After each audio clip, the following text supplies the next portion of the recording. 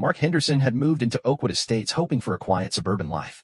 As a single father and a paramedic, he valued peace and order but had little patience for unnecessary bureaucracy.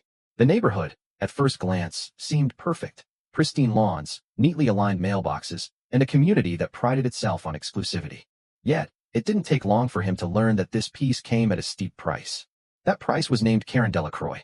Karen wasn't just the HOA president. She was its self-appointed queen, ruling over the neighborhood with an iron fist. She dictated everything from the color of seasonal decorations to the height of porch lights, and she thrived on control. Stories about her were infamous. Neighbors whispered about the time she made someone repaint their house because the shade of beige was too aggressive, or the time she personally measured grass blades to issue fines. Mark had never been one to stir trouble. He kept his head down, worked his shifts, and focused on raising his 12-year-old son, Ben.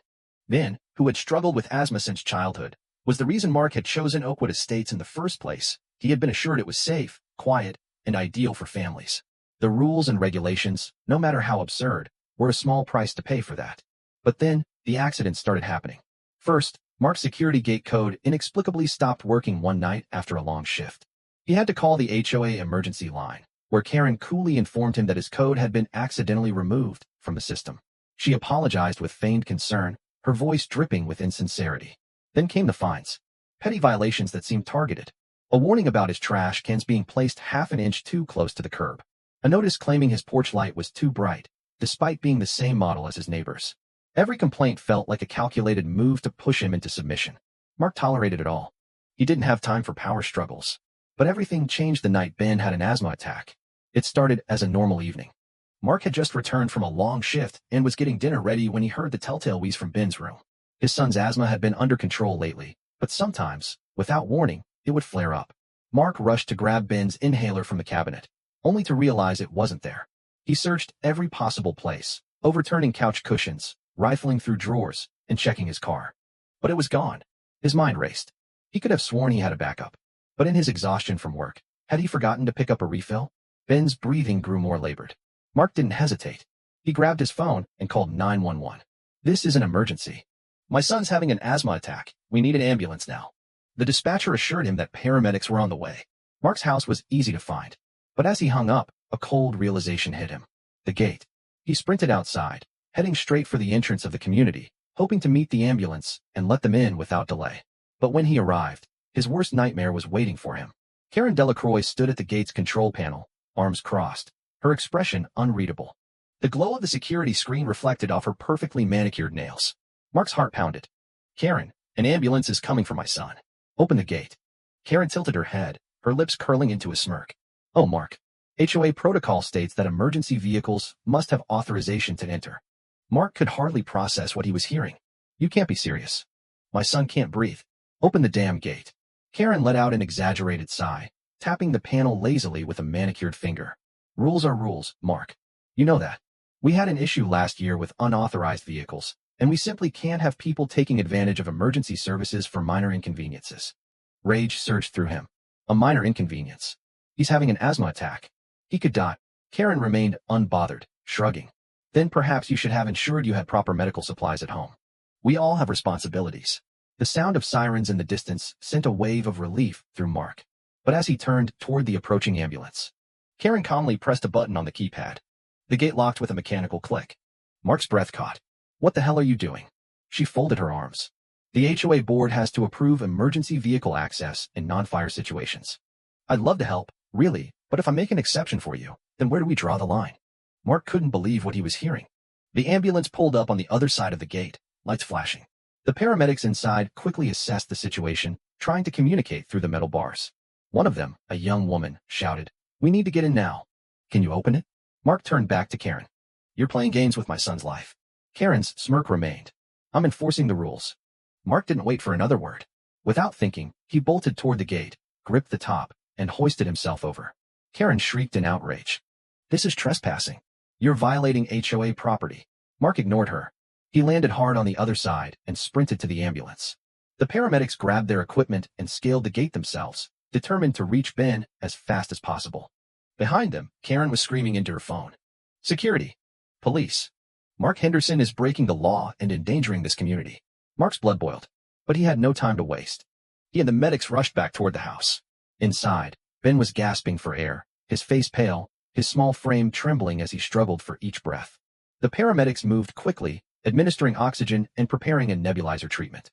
Mark knelt beside his son, gripping his hand. "You're going to be okay, buddy. Just hang in there." As the medicine took effect, Ben's breathing began to ease. Relief washed over Mark, but his hands were still shaking. With rage. With fear. With the sheer helplessness he had felt just minutes ago. And as he turned to the front door, hearing the knock of police officers arriving, he knew one thing for certain. This wasn't over.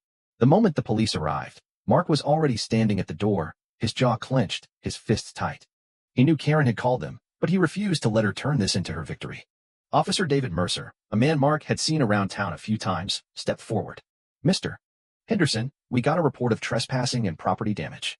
Mark exhaled through his nose, trying to control his temper. "I didn't trespass. I jumped the gate to save my son's life. The HOA blocked an ambulance from coming in." Mercer's expression darkened slightly, and he exchanged glances with his partner. The HOA blocked emergency services? Karen, who had arrived in record time with a smug expression, inserted herself into the conversation. "I was simply following protocol, officer. The rules are clear." "Save it, Karen," Mark snapped. "You locked the damn gate when I told you my son couldn't breathe. You nearly killed him." Karen let out a dramatic sigh. "I understand that you're emotional, Mark, but that kind of language isn't productive. Rules exist for a reason." She turned to the officers. "Surely, you see that his reaction was completely inappropriate." Mercer folded his arms. "Miss Delacroix, are you admitting that you knowingly delayed emergency responders?" Karen's lips pressed into a thin line, but she still held that same arrogant smirk. "I was following HOA guidelines, officer. We simply cannot allow exceptions. Otherwise, what's the point of having rules?" Mercer turned to Mark. "Your son's okay now?" Mark nodded. "Thanks to the paramedics." Mercer's eyes flicked toward Karen. "Sounds like we need to have a word with your board about obstructing emergency response." Karen's smug expression finally faltered. I beg your pardon?" Mark crossed his arms, watching as Karen realized she might not be untouchable after all. "Blocking emergency services is a serious offense. We're going to have to investigate," Mercer continued. "In the meantime, I suggest the HOA cooperates fully." Karen's face twisted with anger, but she had no choice but to nod. Mark took a deep breath, finally feeling like he had a sliver of justice. But he knew one thing for sure. Karen wasn't going to let this go. And neither was he. The next morning, Mark found an official-looking letter taped to his door. "Violation notice, Oakwood Estates HOA. Dear Mr. Henderson, it has come to our attention that you have engaged in disruptive behavior, unauthorized access to community property, and aggressive conduct toward the HOA board. As such, you are being fined $2,500 for violations of Oakwood Estates community standards. Failure to pay within 7 days will result in further penalties, including legal action. Sincerely, Karen Delacroix, HOA President." Mark laughed out loud. "Oh, she's desperate now." He grabbed the notice, crumpled it in his fist, and marched straight to his lawyer's office. Dan Carter, an old friend and one of the best HOA attorneys in the state, skimmed the letter before letting out a low whistle. Well, she really thinks she can get away with this." Mark leaned forward. "I want to sue the hell out of them." Dan smirked. "Then let's get started." Over the next week, Dan filed a formal lawsuit against the Oakwood Estates HOA, citing harassment, abuse of power, and obstruction of emergency services. The local news got wind of it, and soon, Karen found herself at the center of a public scandal. Mark watched with satisfaction as the HOA board members began to panic. Karen, however, refused to go down quietly. And that's when things turned ugly. Mark expected retaliation, but even he wasn't prepared for how far Karen was willing to go. A few days after the lawsuit made the news, he woke up to the sound of metal scraping against pavement. He stepped outside to find a tow truck in front of his house, hooked to his car. "What the hell?" Mark stormed down the driveway, arms raised. "Hey, that's my car." The tow truck driver barely looked up as he handed Mark a bright yellow slip. "Vehicle violation, Oakwood Estates HOA. Your vehicle has been deemed improperly parked by HOA regulations. Fine, $500. Mark looked at the empty street. His car was parked exactly where it always was, in his own driveway. Karen appeared, standing on the sidewalk with that same smirk. "You can park your car in your garage like everyone else, Mark," she said sweetly. "Driveways are for short-term parking only. That's in the HOA handbook." Mark clenched his jaw. "You're pathetic." Karen's smile widened. "Enjoy your morning, Mark." The tow truck pulled away with his car. And that's when he knew. This was going to get a lot worse before it got better. Mark wasn't about to let Karen weaponize the HOA against him. He needed a counterattack. First, he called Dan. "Can she legally tow my car?" Mark asked, pacing his kitchen. Dan chuckled. "Oh, she screwed up big time. HOAs can't enforce private towing unless it's blocking a fire lane. Your driveway is not a fire lane. So what do we do? Dan grinned. We sue the towing company, too. Within 24 hours, Mark's car was returned free of charge, and the towing company issued a formal apology, saying they had been misled by the HOA. But Mark wasn't done. He printed flyers of the lawsuit details and started passing them around the neighborhood. HOA abusing its power? Call me. I'm suing them, the flyer read, with Dan's phone number at the bottom. By the end of the week, Dan had received over 20 calls. Karen wasn't just losing control. She was losing allies. Karen's reign was crumbling. The lawsuit had terrified the other board members. They weren't willing to go down with her. At the next HOA meeting, the tension was thick. This is getting out of hand, Karen. One of the board members, an older man named Richard, said. You blocked emergency services, and now there's a lawsuit. Karen kept her composure. We are simply enforcing community standards. Another member, Linda, scoffed. We are losing members. People are pulling out of the HOA. We can't keep doing this. Karen's face darkened. Are you questioning my leadership? Richard folded his arms. We're doing more than questioning it. We're removing you. Karen froze. This is a vote of no confidence, Linda continued. If we have the majority, you're out as HOA president. Karen's nails dug into the table. You can't do this. But they could. And when the votes were counted, Karen was officially removed. She stormed out of the meeting, her face red with rage.